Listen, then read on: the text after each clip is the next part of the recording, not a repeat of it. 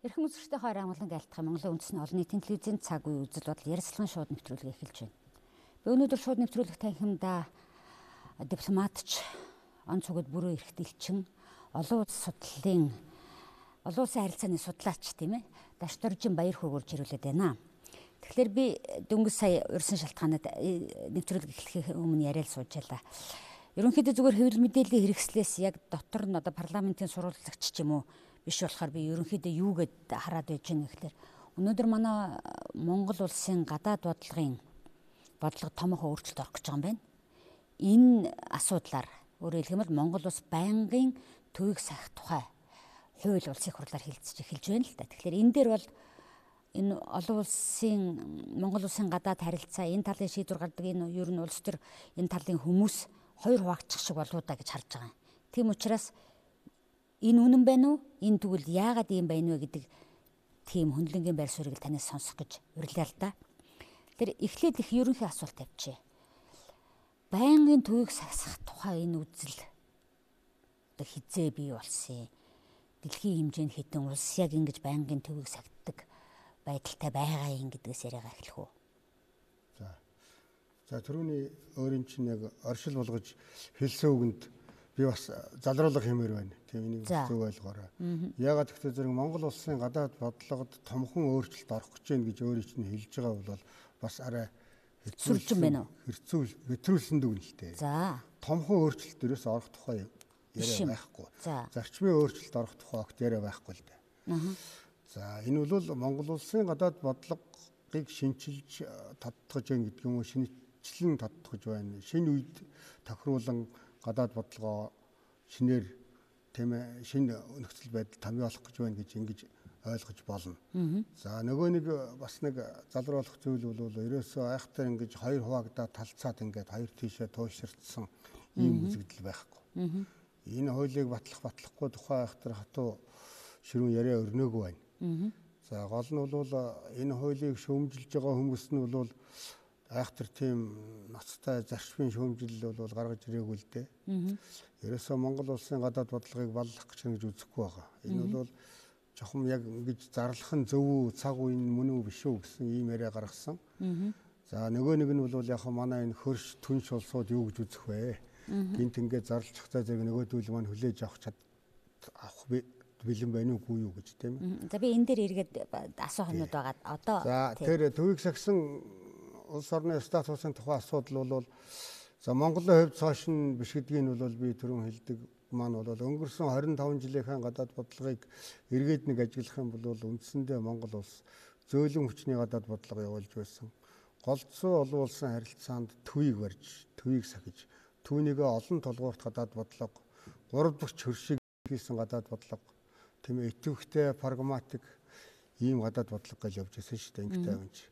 Тэгэхээр үүндээ бол манай Монгол улс бол өнгөрсөн 25 жилд дэлхийд дахинд өрнөд өнгөрсөн ямар нэгэн хурц зөрчил, маргаан олон улсын хямралын үед аль нэг талд нь хатуу зогсоод айхтар ширүүн шүүмжлээд энэ төр байсан явдал байхгүй л дээ. Тийм ээ. Гэхдээ яг үгүй бүх нийтээрээ дэлхийн нийтээрээ нэгдсэн үндэсний байгууллагаараа зэмлэн буруу шийдсэн тодорхой нэг асуудал дээр бол олон талд байсан. Жишээ нь бол Ирак, Кувейтийг эзэлж авахд 1990 онд бол Америкийн нэгдсэн улсын дараа 2 дугаарт эсэргүүцлээ илэрхийлж байгаа гэдэг бол өнөөдрийн Монгол Кувейтийн энэ найрсаг ах дүүсэг харилцааны чиглэл үндсийг тавьчихсан юм уу явдал. Тэгэхээр бол банк төвийг сах тухай энэ асуудал маань 100 гаруй жилийн настай юм уу да тийм ээ. 1907 онд Хаагад оролцсон 2 удаагийн олон улсын баг хурлаар бол төвийг сах тухай асуудлыг яриад. Тэгээд Хаагийн тэр 2 дугаар баг хурал гэж 7 оны 2 дугаар баг хурал гэдэгт бол намар нь болсон хурлаар бол дэлхийн 44 улс оролцоод 13 конвенц баталсан дотор бол эхний 10 дотор бол ийм конвенц байгаа юм л да тийм ээ. Хуурай замын дайны үед төвийг сах гүрнүүд ба төвийг сахсан этгээдийн эрх үүргийн тухай гэсэн тийм конвенц баталж байсан. Энэ бол олон улсын харилцаанд батлагдсан анхны олон улсын эрх зүйн баримт бичгэн. Тэгэхээр бол 1907 оны 44 улс гэдэг дотор бол өнөөдөр манай хоёр хөрш хоёулаа байж байгаа юм л да. Хятад Орос хоёр хоёулаа байж байгаа. Тэгэхээр тэн дээр хэрвээ олон улсын эрх зүйн залгамжлал гэж байдаг бол Өнөөгийн Орос Хятад хоёр маань бол 7 онд тэр конвенцийг баталцаж явсан төвийгсэх тухайн статусыг гүнээ ойлгочихсон дэмжсэн ийм хоёр улс байгаа байхгүй юу. За нөгөө нэг асуудал нь бол төвийгсэх тухайн асуудлын 300 жилийн түүхтэй гэж үзэх юм бол 1618-аас 1648 оны хооронд Европт бол 30 жилийн дан гэж. Ер нь тэгэл үндсэндээ католик протестантуудын хооронд тэгээ дараад нь зөрчилсөн бүлгүүдийн хооронд Ромын пап оролцоод айхтар ширүүн 30 жилийн дан хийгээд энэ дайнд хамгийн хилмигдсэн сүрсэн улс нь Швейцар болж таараад тэгээд 1648 онд Вестфалийн Инктавныгээр ерөөсөө үндэсний төр тулсыг зөвшөөрдөг бай гэж тохироод тийм жишг тогтоогоод үндэсний төр тулсын чиг үндэсний төр тулсын статусыг авч байгаа эзэн хэмбэ гэх зэрэг олон улсын субъект болсон тодорхой тусгаар тогтносон бие даасан зөвшөөрөгдсөн нэг улс байна гэдэг. За үүнээс гадна бол Швейцар бол тэр үеэс эхлээд төвийгсэхлээ гэдэг ингээд зарлаад тэр төвийгсгсэн статус дээр удаан жил явцсан туршлагатай түүхтэй орон. Гэхдээ өнөөдөр Швейцар бол төвийгсгсэн улс гэдэг олон улсын харилцааны үйл явдлаас гадна хоцроо суугаад байгаа юм ерөөсөө алга. Үнэхээр идэвхтэй ажиллаж байна, идэвхтэй санаачлал гаргаж байна. Тэгээ НАТОгийн хэн төлөө түншилж орцсон явж л байна. 10 жилийн өмнө үү гэдэгсэн. Тэгээ нэгдсэн үндэсний байгууллагад тийм ээ 60 жилийн дараа хэлсэн. Юу байгууллагадаа 60 орчим жил болсны дараа хэлсэн гэдгийг. За тэрэндээ жоохон. За ингээд би таны ярианаас бол одоо хоёр хөрш маань 100 жилийн өмнө бол ингээд төвөгс ийм зарчмыг гүнээ ухамсарлан орсон. За 300 жилийн төгтөм аа гэдээ ойлгож байна. Гэхдээ энд нэг үг байнга яваад шүү дээ. Дайн гэдэг үг. Тэгэхээр өнөөдөр ямар нэг байдлаар энэ цаг үеийн мөн үү эсвэл энийг яаж байгаа хүмүүсийн дунд асууж байгаа асуултын дунд тийм юм байж магадгүй гэж би хараад байгаа байхгүй. Би зөвхөн хэвлэлийн мэдээлэлээр харж байгаа юм шүү дээ. Шин дайны эхлэл болох гэдэг юм шиг тийм цаг үеийг сонгоод байна үгүй юу гэж. За мэдээж хэрэг бол бид дэлхийн 1 2 дугаар дайны түүхийг бол сайн мэдж байна. За дэлхийн 2 дугаар дайн дуусаад 70 жил болоод энэ жил 70 жилийнх нь тэмдэглээд нэгдсэн үндэсний байгууллагын 70 жилийг тэмдэглээд ингэ явж байна тийм ээ. Дайнгүй байсан хамгийн урт хугацаа орчин цагт бол энэ байж гэж. Гэхдээ одоо дайны тухай яриа явагдаж байгаа юм биш. Одоо 2 дугаар хүйтэн дайн дэгдэж магадгүй гэсэн яриа өрнөд явчлаа шүү дээ тийм ээ. Дэлхийн том гүрнүүд бол ерөөсөө энэ төвийгсэх бодлого гэдэг асуудлыг чинь дэлхийн том гүрнүүд ярилцдаггүй, өөрсдөө төвийгсэхдэггүй. Олон улсын харилцаанд тэд олон улсын харилцааг авч явдаг тодорхойлдог гол тоглогч нар геополитикийн шийдвэр гаргадаг гол тоглогч нар учраас тэд нэр олон улсын харилцааг тодорхойлж ирдэг. Тэгвэл зэрэг олон улсын харилцааг тодорхойлж байгаа улс гүрнүүдийн харилцаа маань өнгөрсөн оноос тухайлах юм бол Украины Кримийг Оросд нэгтгэснээс хойш бол эрс өөр болоо явчлаа тийм ээ. За дараад нь өнгөрсөн оны 2 дугаар хагаст бол Донбасст Украины иргэний дан өрнөлөө. За ингээд бол Европ болоод Америк нэгдсэн улс, Канада, Япон, Австрали, Шинэ Зеланд тэргээд Оросын эсрэг хориг тавьчлаа. Үндсэндээ үл яг өнөөгийн Оросыг харах юм бол Европын Орос гэж хэлэхэд хэцүү болчихлоо. Европоос шахагчлаа. За тэгтээ мэдээж Орос маань өөрөө хүчрэх гүрэн учраас бол бас ийм олон улсын даралт шахалт болоод хяхал тавьчлтыг төсөө цуугаад байдаг айл биш. Тийм ээ түүнийгээ бол эсэргүүцнэ гэдэг нь ойлгомжтой. Эсэргүүцэхдээ сая хамгийн том илэрч байгаа хэлбэр нь бол Сирд Оросын нис хүчин байлдааны ажиллагаа өрнүүлээд амжилттайгаар өрнүүлээд өнөөдөр 1 сар болох гэж байна л да тийм ээ. Энэ бол Сирд Оросын цэрэг орж байлдаж байгаа явдал бол олон улсын харилцааны уур амьсгалыг тэр дундаа бүс нутгийн энэ олон улсын харилцааг бол үндсээр нь эргүүлээд тавьчлаа. Тэгэхээр энэ дээр бол хуваагдал бүр ил тод авах гэж байна. За Сирд Орос ингээд дангаараа ганцаарчлсан тоглолт хийж байдаг. Хажууд нь Иракт болоод мөн Сирд Америкийн нэгдсэн улсын тэргүүлсэн олон улсын эвсэл, лалын улсын эсрэг эвсэлгээ 65 улс бүртгүүлчихсэн нэг том эвсэл хажууд нь Оросыг шөмжлээд байж байдаг. Тийм ээ. За Оросын эсрэг янз бүрийн арга хэмжээний цаашаа авагдаад байдаг. НАТОгийн дорн зүгийн шинэ гишүүн улсууд Оросоос их балмагдсан байдалтай байгаа. НАТОд орон зүгт цэргээ байрлуулж эхлэх гэж байна. Олон жил төвийг сахиж явсан Финлянд ч гэдэг юм уу, Швед гэдэг юм уу өнөөдөр НАТОд элсэж магадгүй болоод явчлаа. Тийм ээ, тийм яриа хөөрө өрнүүлчлээ. Ямар ч байсан бол бүрэн эрхтэй биш. Гэхэд бол ямар нэгэн байдлаар НАТОгийн үйл ажиллагаанд оролцож байгаа.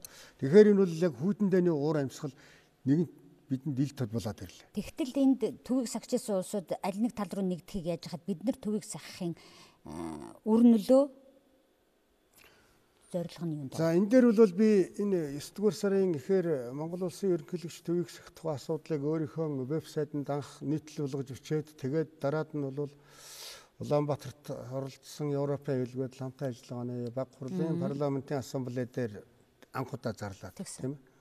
Тэгээд явцсан шүү дээ. За дараад нь нэгдсэн улсын байгууллагын ерөнхий ассамбле дээр өөрийнхөө хэлсэн үгэн дотор яг нэг абзац болгож хэлсэн байна. Тийм нэрээс нэг хайхтар зарлаа тунхаглаад явцсан бас байхгүй. Ерөнхийлөгч бол мэдээч хэрэг олон жил улс төрд ажилласан Монгол улсын төрийг тэргүүлж байна. За урд нь 2 удаа ерөнхий сайдаар ажиллаж байсан. За сүүлийн 25 жилд энэ Монголын улс төрийн амьдралд хамгийн идэвхтэй оролцож байгаа хүний хувьд тэгээд тэргүүлж байгаа хүний хувьд үндэсний аюулгүй байдлын зөвлөлийг тэргүүлж байгаа хүний хувьд олон улсын харилцаанд өнөөдөр тулгарч байгаа тэр шин сорилтыг өөр дээр мэдэрсэн гэж би үзээд байна. Тийм учраас ерөөсөө энэ асуудлыг тавиад гэж. Яг гэвэл одоо өнөөдөр жижиг Монгол мэтийн юм улсуудад тэгээд тэр дундаа ийм хоёр том хөрштэй тийм ээ өөр 3 дахь хөрш байдаггүй газар зүүн талаад гарц байхгүй. Ийм улсын хувьд бол энэ олон улсын харилцааны шинэ хямралын үед хэний талд байх уу гэдгийг Монголоос тийм ээ шалгуур болгож асуух, тийм ээ түүнийг тулгах эсвэл хоёр талын харилцаанд зэвсэг болгож ашиглах ийм боломж гараад ирлээ шүү дээ. Тийм ээ энэ хүйтэнтэнд орсож байгаа болоодаас. Тэгэхээр ерөөсөө өнөөдөр төвийг сахина гэдэг маань бол олон улсын харилцааны маргаантай маш олон асуудал дээр Монгол улс өөрийгөө зайлуулад бие татаад авчихыг тийм шинэ гарц хуулиур болчихж байгаа юм л. Бид энэ олон маргаанд оролцох ердөө шаардлага байхгүй. Аль нэг талд нь зогсож юм уу нөгөөгийн эсрэг ингэж айхтай ширүүн маргаанд оролцох ерөөсөө хэрэггүй. Олон асуудал эргэн тойронд бужигнаад эхэлж байна тийм ээ. Одоо жишээ нь бол би бүр тодорхой хэлье л да. Орос Украины хямрал донд бид Оросын талд байх юм уу, Украины талд байх юм уу, аль эсвэл ерөөсөө төвөгсөх юм. Тэрийг энэ нийтлэлээ бичгээсээ өмнө бүр жилийн өмнө Украины хямрал анх үүсэж байхад Кримийг Оросд одоо яг нэгтгэж байх үед Оросын газрын тосны нефтийн том магнат тийм ээ Монголд одоо ирээд ерөнхийлөгчтэй уулзахад асуухад л ерөнхийлөгч бол анх удаа тэн дээр бол ер нь хинтээ зөвлөөгүй шууд л миний обсуждаа юм. Бид хэлцэхгүй. Хөрвөл Орос Украины мөргөлдөөнд донд бид оролцохгүй гэдэг хэлчихсэн байхгүй юу? Энэ чинь бол жил ахсан өмнөхөө юм. Тэгэхээр яг энэ мэтэр одоо шинэ Сирийг Орос бомбогдож байгааг дэмжихгүй гэдэг асуудал тавьж болно шүү дээ. Бид эндээс цухтах хэрэгтэй. Би энд бол ямар нэгэн үгүй тийм гэсэн хариулт өгч болохгүй ерөөсөө бид төгсөж. За одоо өмнөд хятадын тэнгис дээр одоо манай өмнөд төрш хятад маань бидний стратегийн иж бүрэн стратегийн түншлэлийн харилцаа. Гэтэл өнөөдөр хятадын эсрэг өмнөд хятадын тэнгисийн төв Марионд тэр газар нутгийн маргаан үсээд АСЕАН-ы зүүн Азийн гишүүн орнууд нь Америктэй нийлээд тийм эсрэг хачин том зөрчилдөөн тэнд үүсэж штэ энэ чинь одоо нэг социалист Вьетнам ах トゥ маань хятадын эсрэг талд байж байгаа шүү. Тэгэхээр бид үгүй энэ чинь бид төвийг сахиж байгаа л гэж хэлэхгүй аль ч талд нь орохын аргагүй их нэнтэнд оруулсан асуудал гарч ирж байна. За энэ бол маш том үргүүрээ мэдээлэл өглөө гэж бодож байна. Одоо эргээд хоёулаа Монголд орой боё. Тэгэхээр яг ихтэй зэрэг эвсэлдүүлнэгдэх гэдэг одоо тийм статус гэж нэрлэлж л да хоёулаа тийм ээ. Тэрнээс байнгын төвийг сахих гэдэг энэ рүү ороход эцсийн дүндээ нөгөө бид нар чинь янз бүрийн улс орнуудтай харилцаж байгаа улсууд дээ. Тэгээ жижиг эдийн засгтай жижиг улс орны хувьд төвийг сахисан энэ зарчим гэдэг юм уу, үзэл баримтлал гэдэг юм уу. Манай улсын эдийн засгт ямар үр нөлөө үзүүлэх бол.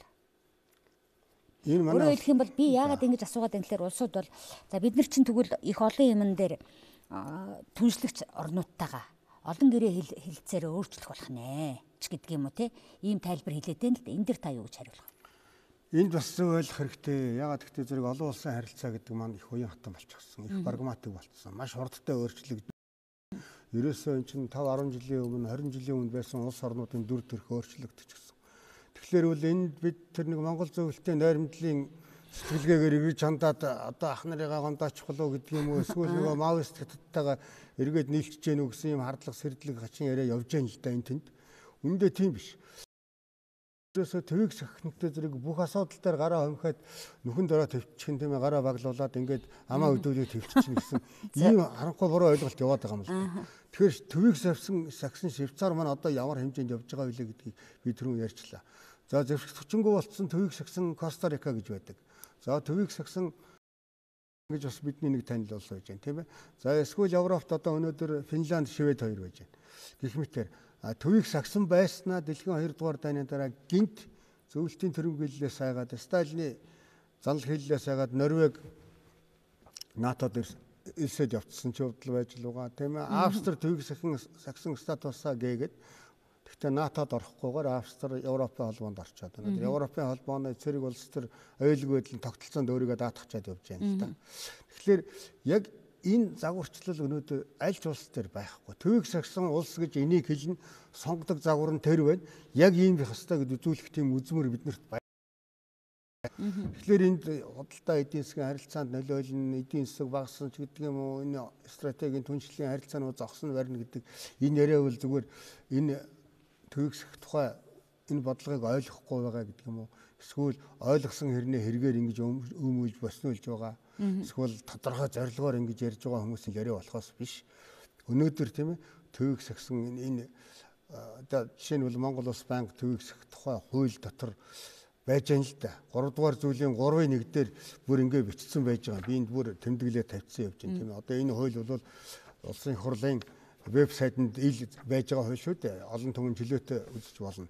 Энэ хууль нь Монгол Улс банк төвийг сахтай холбогдсон харилцаанд хамаарах бөгөөд тус улсаас бусад улстай улс төр нийгэм, худалдаа, эдийн засаг, боловсрол, соёл, шинжлэх ухаан, технологи, хүмүүнлэг, батлан хамгаалах, гамшигтай тэмцэх зэрэг буц салбарт хамтын ажиллагаа хөгжүүлэхтэй холбогдсон харилцаанд хамаарахгүй гэдэг. Маш тодорхой заасан. Би тэгвэл яг танаас асуух гэжсэн байхгүй. За тэгэхээр бид нар чи одоо нөөбийн болоод НАТОгийн тай хамтран юу хүрээнд бол одоо инхийг сахиулах үйл ажиллагаанд оролцоод байгаа шүү дээ. Энэ бол манай батлан хамгаалахын бас томоохон хувь нэмэр оруулж байгаа нэг зүйл тийм үү? Тэгэхээр энийг яах вэ гэж асууж хариулчлаа гэж ойлгож болох уу? Дахиад би энэ шинэ хууль батлагдах гэж байгаа энэ Монгол Улс банк төвийг сахих хуулийн 8 дугаар зүйлээс би уншил да. 8 дугаар зүйлийн 8.2-т байж байгаа юм.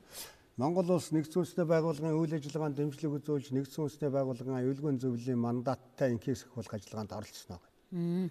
За дараад нь бас байж байгаа юм. Энэ бол бас ирээдүйн цаг руу харсан их зөв бодлого л доо.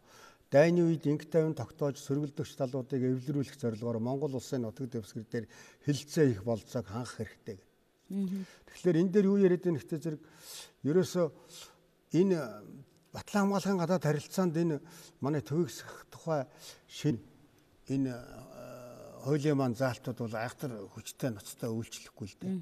Тэгэхээр бол яг хавьд батлан хамгаалахын гадаад харилцаа гэдэг чинь бол өнөөдөр 50-60 улстай батлан хамгаалахын салбарт маш төвтэй хамтран ажиллаж байгаа.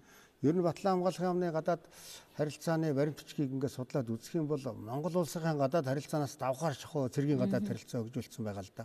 Манай 25 жилийн Монгол улсын батлан хамгаалахын гадаад харилцааны салбарын агуу их олд гэдээ би өөр агуу их гэд хэлчихье.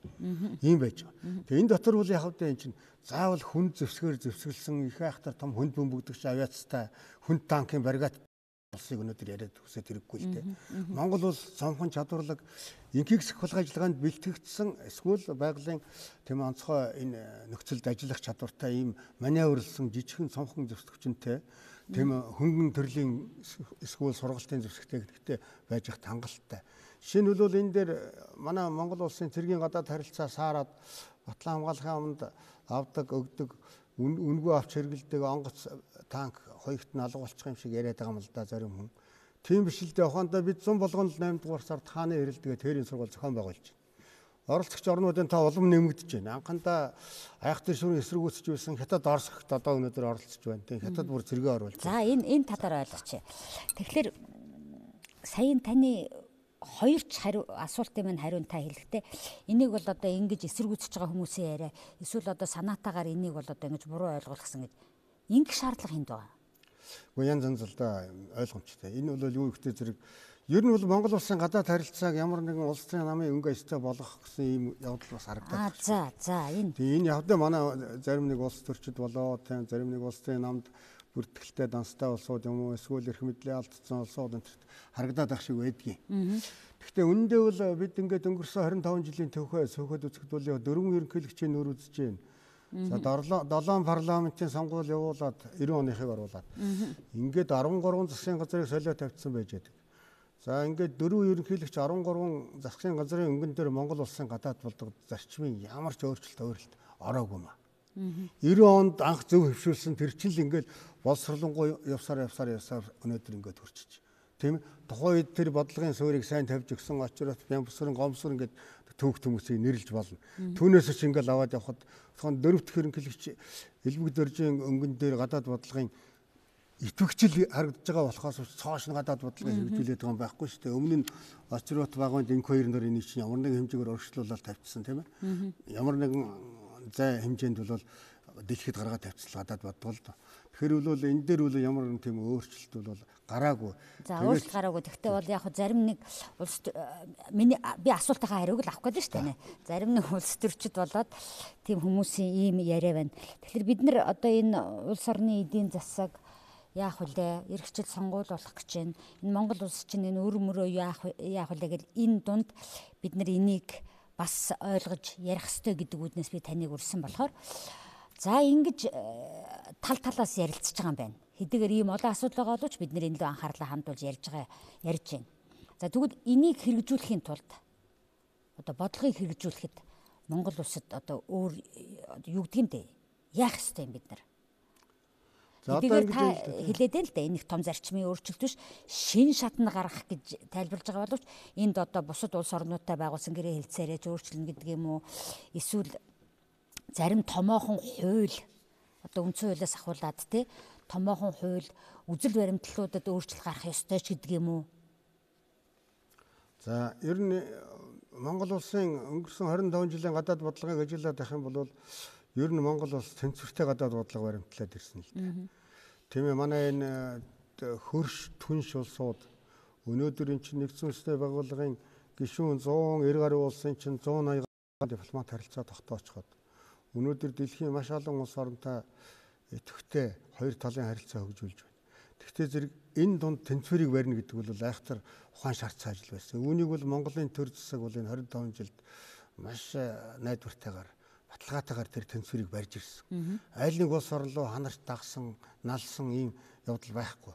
Монгол улс бол аль нэг улсаас хэд хамааралтай буюу хараат байдалд орохгүй байхын төлөө тууштай явж ирсэн. Түүний шинэ илэрхийлэл нь төвөгсөх тухай энэ хууль болох юм а гэдээ ингээд ойлгочих болно. За нөгөө талаар бол хоёр талын харилцаанд байгуулсан баримтчгууд шинэ бол тэр зарим хүмүүсийн болгоомжлуулаад байгаа шиг стратегийн түншлэлийн ижүүрэн стратегийн түншлэлийн харилцаанд эн чинь очиж наалдахгүй гэдэг энэ ямар сайндаа шинэ хуулийн маань 3-1 дээр бол төвөгсөх бодлого маань бус улстай тогтоосон улс төр нийгэм эдийн засгийн харилцаа нөлөөлөхгүй гэж бичсэн. За ямар хуулийн тухай өөрчлөлтийг ярих гэдэг нөхцөл зэрэг за энэ дээр бол айхтар том өөрчлөлт гэдэг юм бол орохгүй. Юу гэхдээ зэрэг Монгол улсын гадаад бодлогын үзэл баримтлал Монгол улсын үндэсний аюулгүй байдлын үзэл баримтлалд тодтгол орно. Тэрээс тэр баримтлалыг үндсээр нь өөрчлөх ямар шаардлага байна? Төвөгсөх тухай энэ хуулийнхаа зааж өгнө гэсэн үг. Түүнээс биш тэр хоёр үзэл баримтлал бол оронгоор шинжлэхдэх юм биш. Тэр хоёрыг чинь бол 1994 онд анх байгуулж боловсруулад батлуулж байхад 94 оны гадаад бодлогын үзэл баримтлал дээр үндэсний аюулгүй байдлын үзэл баримтлал дээр заасан байгаа шүү. Монгол улс бол хоёр хөршийн маргаанд төвийг сахина гэдэг 94 онд 21 жилийн өмнө тов тодорхой бичсэн байгаа байхгүй. Тэр үед л тэрийг олж хараад биччихсэн байна. За бүр би тодорхой жишээ барья. Жишээ баримтаар ярив. За Монгол улсын анхны ерөнхийлөгч Очротын үед ерөөсөө 1990 онд төвөгсөх тухай асуудлыг зарлах гэж нэг оролдоод тэгээд үндсэндээ ярилцаа зогсоод тэгээд 94 оны үзэл баримтлал дотроо тэр заалтыг тийм хоёр хөршийн маргаанд төвөгсөх гэдгийг оруулаад дээрэс нь цөмийн зэвсэггүй статусаа тэнд зарлаад нутаг дэвсгэртэй гадаадын зэрэг байрлуулахгүй гадаадын зэргийг нэвтрүүлэхгүй гэдгээ заасан. За нөгөө эвсэл дүлнэгдэх гэж түрүүн ярьдаг би тэр зарчимтай ямар ялгаатай вэ гэж. Эвсэл дүлнэгдэх хөдөлгөөн бол 1954 онд анх үүсээ 55 онд байгуулагдаад Бандунгийн баг хурлаар байгуулагдаж байх үед тэр үед төвөгсөх тухай асуудлыг тэдэн дээр анх гаргаж тавьсан. Социализм, капитализм байна. Тийм ээ олон улсын харилцаанд бол зөвлөлт тэргүүтээ зүүнний нэг том туйл байна, Америк тэргүүтээ барууны нэг туйл байна. Энэ хоёр туйлын дунд л гурав дахь туйл болж төвөгсөх тухай асуудлыг гаргаж ирье гэдэг. Ингээ хятад энтхэг оролцоод өөрсдөө түүнийг зарлаад Бандунгийн 10 зарчим болоо. Сүүлдээ эвсэл үлгэх хөдөлгөөн чинь яг байгуулга болж хэлбэрчгтэй зэрэг чинь бүр тодорхой явуулчихсан. Тэгээ Монгол улс зөвлөлтийн дагуул улс байсан Кремльтэй айхтар ах дүүгийн харилцаатай байсан мөртлөө 1988 онд Монгол улсын тэр үеийн гадаад хэргийн сайд эвсэл дүлэгдэх хөдөлгөөний төр засгийн тэргүүнэрийн дээд хэмжээний уулзалтанд оролцоод бас тэр байгууллагад элсэх санал бодлоо илэрхийлээ тавьсан байдаг. Тэгэхээр бол энэ чинь манай социалист нийгмийн үеийн асуудлыг ярьж байсан. Тэгэхээр тэр за тэгвэл яг ингээд 92 онд элссэн тэрнийх нь биш үү? Тэгэхээр 88 онд тэгжсэн үед Кремль маань яаж хандсан бол энэнд энэний ард би юу асуух гэдэг нөхдөд зэрэг өнөөдрийн энэ төвийг сахих юунд манай хуршүүд ямар байдлаар хандж байгаа юм бол гэдгийг асуух гэдэг байгаа юм. За ер нь ухаанд анх тэр эвсэл дүлэгдэх хөдөлгөөнд оролцож байхад ер нь Монгол улс дараад нь 92 онд жинхэнэ гишүүн болж байхад түүнээс хойш өнөөдрийг хүртэл гишүүний статустай 23 жил явж байна. За би өөрөө Египтэд элчин сайд байхдаа эвсэл дүлэгдэх хөдөлгөөний төр засгийн тэргүүнэрийн дэд хэмжээний уулзалтанд шадар сайдыг оролцуулаад өөрөө яг дотор нь хоёр чуралдаанд нь Монголоо тэлээд сууж ирсэн. Дараад нь гадаад хэргийн сайд нарын баг хуралднаас орж ирсэн. Энэ талын бас зөх мэдлэгтэй л дээ. Тэгэхээр эвсэл дүлэгдэх хөдөлгөөн бол энэ хүүтэндээ дууссаны дараа өнгө төрхөө алдсан, ач холбогдлоо алдсан. Үндсэндээ бол олон улсын харилцааны том тоглогч байхаа болчихсон нь бол харагдчихсан. Гэтэ Монгол гишүүн байж л байгаа. Тэрэнд бол тэн зарчих мэлгүй байхгүй. Яг бол олон улсын харилцаанд дахиад олон маргаантай асуудал дэгдчихтэй зэрэг нөгөө эвсэл дүлэгдэх хөдөлгөөн чинь тэр маргааныг дэгдээж байгаа нэлээд олон улсанд өөрийнх нь гишүүн байж байгаа юм чинь. Доторх зөрчил маргалдаана шийдвэрлэх гээд одоо жишээ нь бол гадаад хэргийн сайд нарын баг хурал дээр би 2 өдөр сууж байхад ихэнх цагаа бол Сир Катарын хооронд хариул хийхэд эсвэл Армян Азербайджаны хооронд хариул хийхэд алдсан л да. Тэгтээ тэр бол чухал. За хоёр хөршийн тухайд гэх юм бол Кремль маань гэж ярьлаа, зөвлөлт маань, Орос маань гэж ярьлаа. Үүндээ бол Монгол улсын гадаад бодлогыг боснуулаад үүмүүлээд энэ эвсэл дүлнэгдэх шинэ бодлогыг нураа гэсэн тийм бодлого бол Оросын холбооны улсад байхгүй шүү. Одоо Оросын холбооны тэр одоогийнхыг асуугаагүй. 88 онд ямар байдлаар хандж ирсэн бол өнөөдрийн бидний төвийг сахих энэ бодлогод яаж хандж байгаа юм бэ? Одоогийнхт нь би тэгвэл шууд хариулъя. Хоёр хөрш. За Монгол улсын ерөнхийлөгч сая Оросын холбооны улсын ерөнхийлөгч Путин бүгд найрамд Хятад улсын дарга Си Жинпин нарт загтлуулчлаа. Албаасаа загтлаа. Сая өнгөрсөн даваа гарагт загтлуудыг Улаанбаатарт цугаа элчин сайдын яамных нь албаны хүмүүст гардууллаа. Тэгээ хоёр загтлыг би өөрөө Оросын холбооны улсын хэргийг төр хамаарагч элчин зөвлөх хүнд нь би өөрөө загтлыг гардуулсан л да. Тэр хүн өнөөдөр надад уцтаад хэлж ийн лээ. Энэ загтлын хувийг аваад бид нэр дорн явуулсан, Кремль төрсөн, Путин ерөнхийлөгч авсан гэж. Бид жинхэнэ их хувийг нь бол дипломат шуудангаар Москва вэж руу явуулсан байна. Тэгэхээр энэ дээр бол ерөнхийлөгч маш тодорхой захиа бичсэн. Загтлын маань копи нь байна л дээ. Бүр сайхан уурчин Монгол өчгээрээ ингээ бичээд тэгээд одоо энд бол яг Орос орчуулгын ард талд нь хадаад тэгээ явуулсан байна. Тэгээд хятадын хувьд ч гэсэн одоо хятад хэлээр орчуулад за мөн кирилл өчгээрээ бас давхар орчуулад ингээ 3 хэл дээр явуулсан. Тэгэхээр энэ дээр бол ерөнхийлөгч юу гэж хүссэн бэ гэхдээ зэрэг Монгол улс төвийг сахих тухай бодлогоо зарлалаа. Одоо үүнийг нэгдсэн үндэсний байгууллагад хэлэлцүүлж нэгдсэн үндэсний байгууллагаар тогтоол гаргуулмаар байна. Тэгэхээр манай тогтоолд хамтран зохиогчоор оролцооч та бүхэн энийг дэмжиж. Хоёр талын харилцаанд Монгол улсын баримталж байгаа байр суурь огтхон ч өөрчлөгдөөгүй. Танай хоёр улстай тогтоосон стратегийн ба стратегийн түншлэлийн харилцаанд ямар ч өөрчлөлт орохгүй гэдгийг энэ дээр цагтл дээр нотлоод бичээд хөргүүлчлээ л дээ.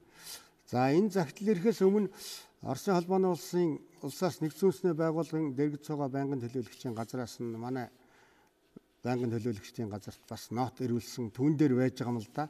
Орос маань ямар байр суурьтай байна нөхдөд зэрэг ерөөсө зарчмын хувьд тийм ээ төвийг сахих тухай хууль тогтоомжоор Монгол улс түүнийг баталгаажуулчих юм бол Москвад зарчмын хувьд болохгүй гэхгүй. Дэмжихэд бэлэн байна л гэж бичлээ л дээ. Гол нь Монголынхаа өөрийн хууль тогтоомжийг нийцүүлж гаргаж ирээч. Тэгээд түүний дараа түүний чинь судалж иж бид шийдвэр гаргая гэсэн ийм нот өгсөн. Тэгээд за Монголынхаа хууль тогтоомжид нийцүүлж гаргаач гэдэгт маань одоо тарийн төрөний өгүүлсэн гадаад байдлын үзэл баримтлал, үндэсний аюулгүй байдлын үзэл баримтлал хоёр тал зарчмын гол санаанууд өөрчлөх төсөш оронгоор өөрчлөгдөхгүй гэсэн үг үү? Тэр биш. Энэ ягаад гэхдээ зэрэг одоо яг нэг улсын хурлаар хэлцүүлж эхлээд байгаа Монгол улс банк төвийг сахих тухай гэдэг Монгол улсын хуулийг ирээд байгаа. Энэ хуулиараа батлаад гаргаад байгаа. Тэрийг ярьж байгаа. Тэгэхээр энэ 3 бүлэгтэй 11 зүйл ангитай энэ хуулийн чинь манай хоёр хөршийн гадаад бодлогыг тодорхойлдог хүмүүс уншаад тэгээд байр суурь илэрхийлнэ. Тэгэхээр байр суурь илэрхийлэхэд бол энэ дайх зүйл алга. За Оросын наатанд ч байна. Тэгээ ерөөсөө энэ чинь Монгол улс бие даасан тусгаар тогтносон бүр ихт болсон. Тэгээд өөрийнхөө гадаад бодлогыг өөрөө тодорхойлох гэж байна. Гол нь маш тодорхой оновчтой тайлбарлаж өгөөч гэж хүссэний дагуу хууль гарчихна. Хуулиа үзүүлчихнэ.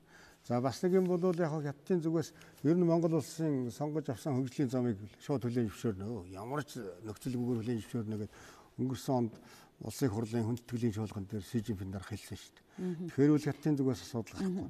Би одоо энэ асуудлаар нэвтрүүлэх таныг урьдчилж байхдаа бас янз бүрийн одоо энэ мэт асуудлуудыг бэлтгэхээс гадна бас энэ талаар ярьж байгаа магадгүй танд хов жив шиг санагдаж магадгүй та бол түрүүнээс хойш энэ бол одоо зарим нэг баядлаар эсэргүүцсэн хүмүүсийн л бодол гэж нэлээд тодруулаад байл л да. Матвиенко ямар нэг юм хэлсэн юм уу юу? Би одоо ултлаа үзэж сонсоогүй байна. Тэнд бол хэрвээ хэлсэн байвал би тэр үзэж чадаагүй сонсож чадаагүй би бас тэгвэл би асуухаа болъё. Таныг би одоо нэвтрүүлгийн маань цаг нэлээд төхөж байгаа болохоор таныг энднээс гадна ерөөсөн Монгол улсын гадаад бодлого энэ олон улсын харилцааны асуудлаар нийтлэл бичиж олон сонирхолтой мэдээллийг уншигчдад үзэгчдэд хүргэдэг хүний хувьд бас энэ талаар зарим нэг санал бодлыг чи сонсъё гэж утсан. Та сүүлийнхаа өгүүлэлтэд Сингапураас суралцах тухай их бичиж байна л да. Тий. Тэр юу хөтэ зэрэг ерөөсөө энэ Блумберг телевизийн ерөнхий захирал Долгион Битээр, Долгион бол миний шавь л да. Долгион Битээр хамтраад энэ Сингапурын одоо сая нас орчтой улс төрийн томцдогтон Ли Кун Юугийн тухай нэг ном бичиж гэж. Ли Кун Юугийн тухай Монголд 2 удаа ном хэвлэгдэж гарсан юм. Орчуулагдаж гарч ирсэн юм байна. Тий. За нэг ном нь бол ер нь орчуулганы хүндхэн туссан Монгол хүн уншихад бол ойлгомжгүй. Хүндхэн туссан гэж муу орчуулсан юм биш үү? За гэдэг юм уу? Гэхдээ муу орчуулсан гэвэл орчуулсан хүн гомдчих маа. Орчуулсан уншихад их хүнд ном байсан. За. Тэгэхээр яг ер нь Монгол хүний нүдээр хараад бичээд үзье гэж.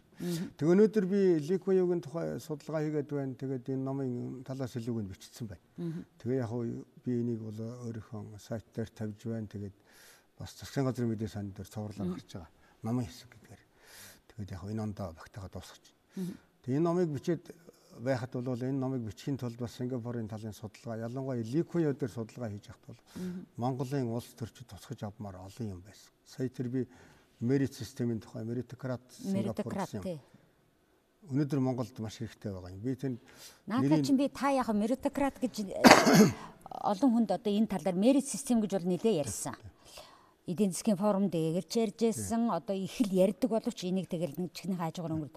Гэхдээ энийг та оруулж ирэхдээ бас л одоо бидний ярьдаг хүнийг чадвараар нь тэр төрлөөрөө биш чадвараар нь үнэлж энэ ажил албан тавиач гэдэг имийг л яриад байна шүү дээ. Тэгээд энэ нэг юм яагаад явахгүй бид нар Канадын мерит систем гэж ярьж байсан. Одоо бол та бол Сингапурын л энэ яагаад цаашаа явахгүй?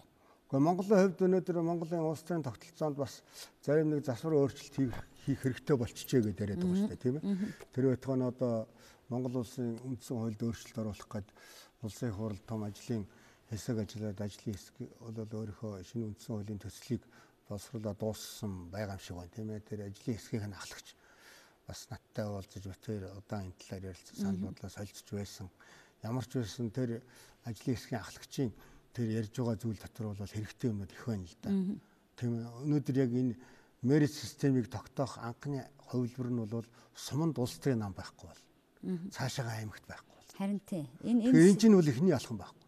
Тэгэхээр энэ улс төрийн нам гэдэг одоо зарим хүмүүс өөр хараад зөхөд байгаа энэ цөөвөр чон шиг энэ улсууд бол Монголын төрийг самар тууслаа гэж, тийм ээ. Тэгэхээр яг улс төрийн нам хатуу гишүүнчлэлтэй тэгээд их хурлын гишүүн их хурл нь 76-хан судалтай. Их хурлын сонгуул найх дээр их итгэл найдвар төрүүлсэн олон хүний зүрх сэтгэлийг огшоосон ийм үйл явдал болж хувирдаг. Их хурлын сонгуулийн дараа нэг хэсэг нь хождог, нэг хэсэг нь хохирдог, 4 жилээр хохирдог, тийм ээ. хоцсон улсууд нь тэр үед бол албан тушаалыг бол өстой хайр нэргөө цацдаг тараадаг тийм ээ өөрийнхөө багийнханд. Тэн дээр бол нөгөө мерит систем үндсэндээ байхгүй болдог л доо. Тийм ээ тэр чинь улс төрийн намд үнэчийн шалгуур тогтоочод байна шүү дээ тийм ээ. Чи бити урваарэ гэдэг юм хатаа хөл яваад байна шүү дээ. Тэгэхээр тэр урвахгүй байгаа тэр үнэчийн шалгуурыг давсан хүмүүс нь тэр ямар улсалтай байх, ямар авьяастай байх, ямар тийм ээ туршлагатай байх нь төдийлөн хамаатай биш болчихж байгаа юм л. Түүнээс болоод Монгол энэ төр завхраад байна гэж манай тэр ардын уран зохиолч Лавгсгаа өөрөө хэлсэн багч үлээ. Тийм ээ. Та тэрнээс их олон өгүүлбэр тавьчихсан байгаа. Олон өгүүлбэр ишлэл авсан билээ. Тэгээд би одоо сүүлийн нэлээ хідэн ярилцлагуудаач ерөнхийдөө хувь хүнийхээ сэтгүүлч байгаа хувьд энэ үндсэн хуулийн өөрчлөлтийн асуудал бол манай энэ улс төрийн цаашдаа зөв явахад их чухал алхам болох ёстой гэж бодоод ярилцж байгаа хүн болгоноос энэ улс төрд ойрхон хамааралтай байдаг хүн болгоноос асуугаад байгаа. Харамсалтай хамгийн сүүлийн түрүүчийн 7 хоногийн ярилцлаган дээр Лондонд ирж байгаа бол за энэ бол бараг бүтэхгүй хаа гэдэг үг хэлчихнэ л дээ. Яг тэр хувь хүний бодол. Та юу гэж харж байна? За ерөнхийдөө бол тийм ээ улсын хурлын сонгуульд төгссөн учраас бол нэлээд маргаантай юм шиг байна лээ. Гэхдээ энэ үндсэн хуулийн өөрчлөлт оруулах ажлын багийг удирдах ажиллаж байсан улсын хурлын эрхэм гишүүн тэр бас Илэн Далангүй дотн ярилцсан олон жилийн сайн танилуд л та. Тэгээ ярьж байсан л да. Үндсэндээ бол мань хүний өөрийн санаа бол их зөв санаанууд ярьж байсан. Түүнийгээ миний нийтлэлч гэсэн сонсгож дэмжүүлээсэй гэж над тийм бас хүсэж байсан л да. Тэр юу ихтэй зэрэг жишээ нь бол улсын хурлын сонгуулийг бол 100 наадмын өмнө хийдгийг болох хэрэгтэй гэж ярьж байна. Ягаад гэвэл зэрэг 12 дугаар сард оны сүүлээр хийчих хэрэгтэй. Тэгээд 1 дугаар сараас шинэ баг нь ажиллаж байгаа хэрэгтэй гэж. Тэр бол миний хувьд бол өстой зөв санал байсан. Тэр бол хамгийн чухал зөв санал тийм ээ. За суманд улс төрийн нам гэж байхгүй болгоно гэж. Тийм ээ. Суманд ерөөсөө улс төрийн намын тийм ямар за тэр бол хамгийн дэмжигчтэй. Сум бодох нь аймаг руу оруулж ирэх хэрэгтэй гэж. Тэгэхээр бол ингээд сум аймагт намгүй болгоно гэдэг чинь улс төрийн намыг нөгөө байнгын гишүүнчлэлтэй 140-тэй 240 мянгаттай гэдгээр нэ салгах нь байна л да. Энэ бол үнэндээ марзан тоо шүү дээ. Тийм ээ 240 мянган хүнтэй нам байна гэж намын ерөнхий нэрмчгийн дараа нь ярьж байгаа боловч цаанаа бол өөрөө ямар ч ихтгэлгүй байгаа шүү дээ. 240 хичнээн ч намд хэдэн тийшээ санал өгөөс хүн болгон 3-аас 4 намын үнэлэхтэй гэсэн. За тэр ч яах вэ? Тэгвэл ер нь миний асуултанд та хариулсангүй шүү дээ. Энд тэгээ явахгүй нү, явах нь явахгүй нү? Би явах болов гэж гардж байна. За гардъя. Би ч гэсэн гардж байна. Тийм. Нэвтрүүлгийн маань цаг дуусж байгаа болохоор би төгсгөлд нь таны дахиад нийтлэлтэй холбоод ерөөсөө өнөөдөр бид нэр Монгол улсаа дэлхийд таниулж байгаа. Одоо цэгмэд тухайн тухай та цэгмэд тухай гэдэг нийтлэл ütсэн байлээ шүү дээ, тийм ээ. Одоо сая дөнгөж Монгол улс дондгийн цэгмэдийн тухай тэгээд Монгол улс нүүбдэлсэн юугаа яриад бид нар чи ингээл байж шүү дээ, тий. Тэгэхээр ер нь уншигчдад, үзэгчдад одоо та бүхэн яриач гэсэн энэ дэлхийн улс орнуудад Монгол улсын гадаад бодлого хаана явах юм, тэр дунд бид нар ямар шин чанартай байж яах юм гэдгийг ингэж өгүүлэхийн, ярихын, таниулахын түүх болгон үлдээхийн утга учирыг та юу гэж ойлгож байна? За энд бол би маш их утга учиртай, маш их энэ бахарх түүхтэй ардтам гэдэг юм уу. Сүүлийн 25 жилийн түүхч хүртэл бахархмаар маш их бүтээсэн хийсэн байна л да. Гадаад бодлого дээр би өөрөө гадаад бодлого судлаач хүн, энэ салбарт ажилладаг хүн, би өөрөө сайн мэдэж байна. Монгол улсын гадаад бодлого бол үлгэр шишээ гадаад бодлого. Яаж 3 сая болох нь, яаж ийм жижигхэн улс тийм багтай цэргийн хүч байхгүй. Тэгсэн мөртлөө ингээд улс гүрнүүдийг өөртөө татаж ангаагаад ингээд Монгол дээр гадаадын олон улс орны сонирхлыг уяад тийм ээ уул уурхаагаараа дамжуулаад ийм хүчтэй гадаад бодлого явуулдаг юм бэ гэж тийм ээ. Яаж одоо жишээ нь бол өнгөрсөн оны үйл бодлыг ярил л да тийм ээ. Хонда Орос хятадын төрийн тэргүүнээр 1 сар хүрэхгүй хугацааны дотор цуваад Монголд альчлаа. Дараа нь Душанбед гурвалсан уулзалтыг хийгээд энэ уулзалтыг санаачлагч нь Монгол улсын төрийн тэргүүн байгаад энэ жил дахиад Уфад 2 дахь уулзалтаа хийгээд ингээд тавьчихсан. Яаж та нар ийм жижиг болсон мөртлөө ийм алхамд хөрвөө гэж надаас олон гадаадын дипломатчид асууж ирсэн л да. За бас нэг юм нь бол бидний нэг том бахархууштай юм нь бол энэ Төв Азийн чэйжэн дээр ийм хүрээлэл дунд тийм ээ.